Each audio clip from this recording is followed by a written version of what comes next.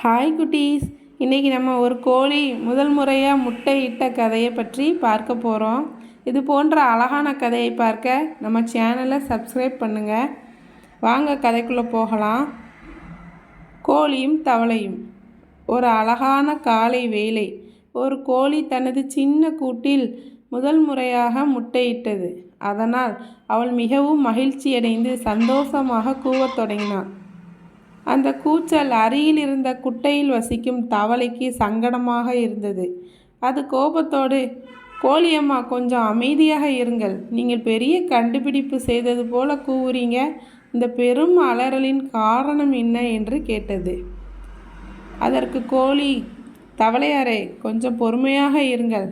நான் முதல் முறையாக முட்டையிட்டேன். அதனால் எனது மகிழ்ச்சியை பகிர்ந்து கொண்டேன் என்று சொன்னது. அதற்கு தவளை, ஐயோ, ஒரு முட்டைக்காக இவ்வளவு கூச்சலா என்று கூறியது. அதற்கு கோழி, என் சிறிய மகிழ்ச்சிக்கான பாடலை நீங்கள் தாங்க முடியவில்லையா? ஆனால் நான் உங்கள் குருட்டு கத்தலை பகல் இரவு பொறுத்திருக்கிறேன். நான் செய்தது சிறியதாக இருந்தாலும் பயனுள்ளதாகத்தான் இருக்கும். ஆனால் நீங்கள் எந்த பயனும் செய்யாமல் தினமும் கத்திக்கொண்டிருக்கிறீர்கள். ஆகவே நீங்கள் தான் உங்கள் வாயை அடைக்க வேண்டும் என்று கூறியது.